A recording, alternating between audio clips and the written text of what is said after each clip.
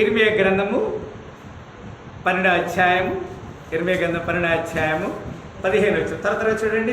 నేను ఒక 4 వర్స్ చెప్పి నిమ్మగిస్తాను. వారిని పెళ్ళగించిన తరువాత నేను మరలా వారి ఎడల రైట్ పెళ్ళగిస్తాడంటే అక్కడ ఇంగ్లీష్లో రాయబడినట్టే ఫ్లక్కెడ్. ఏముంది పెళ్ళగిస్తాడు? నేను వారిని పెళ్ళగించిన తర్వాత వారి ఎడల జాలి పడతా. పెళ్ళగించడం అంటే సమస్య వస్తుంది, బాధ వస్తుంది, ఇరుకు వస్తుంది, ఇబ్బంది వస్తుంది. దేన్ని బట్టి? Because of what? Because of whom? మన యొక్క వ్యక్తిగత జీవితాన్ని బట్టే ఆ పెళ్ళగింపు జరుగుతుంది. వారిని పెళ్ళగించిన తర్వాత నేను మరలా వారి ఎడల ఏం చేస్తాడు? జాలి పడతాను. ఒక్కొక్కరిని తన స్వాస్థ్యమునకు, ఒక్కొక్కరిని తన దేశమునకు వారిని రప్పిస్తా. And it shall come to pass after that I have plucked them out, I will return and have compassion on them and will bring them again, every man to his heritage and every man to his land. మన దేశం ఎక్కడుంది? మన heritage ఎక్కడుంది? Heritage అంటే స్వాస్థ్యము. మన land ఎక్కడ? పరలోకము, నిత్యజీవమునది. God will restore us, he will return back to them. Verse 70 అక్కడ అంటాడు, ఎందుకైనా పెళ్ళగిస్తాడు? అయితే వారు నా మాట విననొల్లని ఎడల అంటాడు. Because they do not here, but if they will not obey, I will utterly plucked up. వారిని పెళ్ళగిస్తాను. చదమ్మా. వారు నా మాట విననొల్లని ఎడల నేను జనమును వేరుతో పెళ్ళగించి పొత్తిగా. Yes, this is the word of God, said the Lord. నేను వారిని ఎందుకు పెళ్ళగిస్తానంటే they do not hear, they do not obey my word. నా మాట వారు వింటలేదు. Jeremiah chapter verse 110. Jeremiah chapter 1 verse 10. Chapter 1 verse 10, 1వ అధ్యాయము.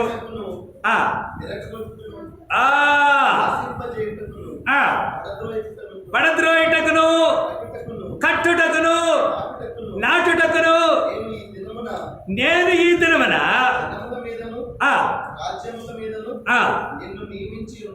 ఆమె చెప్పండి. హల్లెలూయా. ఇది ఎంత చక్కని మాట పిల్లరా. ఈ మాట చదువుతుంటే నాకు ఎంతో సంతోషంగా ఉన్నది పిల్లరా. దేవుడు మనల్ని కట్టుతాడంట కదా, పెళ్ళగిస్తాడంట. ఆయన ఆ మాట చెప్తా అంటాడు కదా. మనము దేవునికి ఏ విధంగా మనం లోబడుతున్నాం కదా.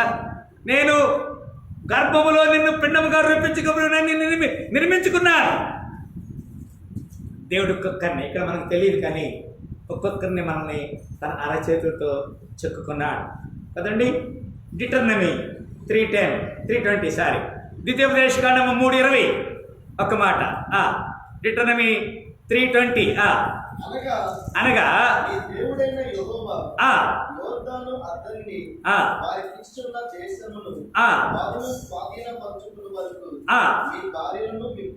మీ భార్యలను, మీ పిల్లలను, మీ మందలను నేను మీకు ఇచ్చిన పురములో నివసింపవలనని, తర్వాత మీలో ప్రతివాడు నేను మీకు ఇచ్చిన తన స్వాస్థ్యమునకు తిరిగి రావాలను మీకు ఆజ్ఞాపించేదని. మీ మందలు విస్తారములను నాకు తెలియను కదా. కొన్నిసార్లు మనకి దేవుడు ఉద్యోగం లేదంటే ఉద్యోగం ఇస్తాడు. ఉద్యోగం ఇచ్చిన తర్వాత దేవుడిని మర్చిపోతాం. పని లేదంటే పని ఇస్తాడు. పని దొరికిన తర్వాత దేవుడిని మర్చిపోతాం. You must return back. మీరు తిరిగి రావాలి కదండి. ఇక్కడ ఏమంటాడు? మీకు ఇచ్చిన తర్వాత తన స్వాస్థ్యమునకు తిరిగి రావాలని మీకు ఆజ్ఞాపించిందని. సంఖ్యాకాండము 32:18. సంఖ్యాకాండము 32:18. సంఖ్యాకాండము 32:18. ఇశ్రాయేలులో ప్రతివాడును తన స్వాస్థ్యము పొందు వరకు మా ఇళ్ళకు తిరిగి రమ్ము. తూర్పు దిక్కున యోర్దాను ఇవతల మాకు స్వాస్థ్యము దొరికెను. ఇశ్రాయేలులో ప్రతివాడును తన స్వాస్థ్యమును పొందు వరకు. స్వాస్థ్యం అంటే ఏంటి? ఇది భూలోకమున ఇల్లు పొలము వాకిలి కాదు, ఎండి బంగారాలు కాదు. వాడబారని స్వాస్యము నాకై పరమందు దాచి యుంచితివా. వాడబారని స్వాస్యము నాకై పరమందు దాచి యుంచితివా. హల్లెలూయా. దేవుడు మన కొరకు వాడబారని స్వాస్థ్యం ఇచ్చాడు. ఈ లోకంలో కదా మనం టెంపరీ బీయింగ్, కొద్ది కాలం ఉండేటువంటి శ్వాసం కొరకు మనం ప్రయాసపడుతున్నాం కదా కదండి. మనం వాడబడిన శ్వాసం. యెషయా 23:17 యెషయా 23:17 ఈ మాట అంటాడు కదా. ఇక్కడ ఏమంటాడు? 23:17 వచ్చింది ఈ మాట.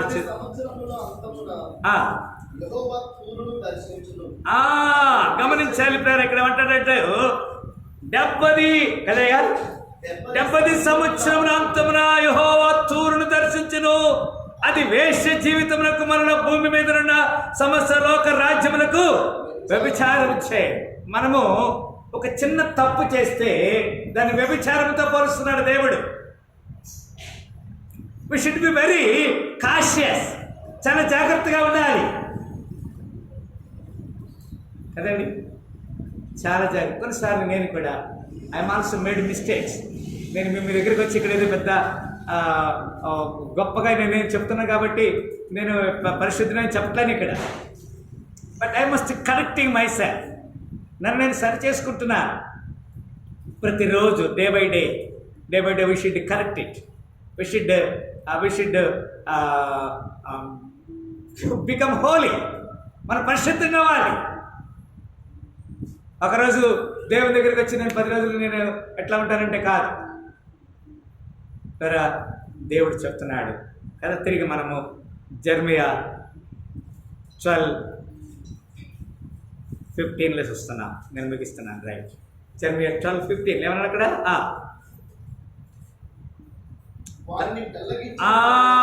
వారిని పెళ్ళగించిన తరువాత మరలా వారి ఎడల జాలి చూపిస్తారు. కొన్నిసార్లు మన మీద పెళ్ళగించింది, మనకు బాధ కోపం, మన మీద కోపం వచ్చిన తర్వాత మన ఏం చేస్తాడు? హీ విల్ బి రిస్టోరర్స్ అని తిరిగి మన సరి చేస్తాడు.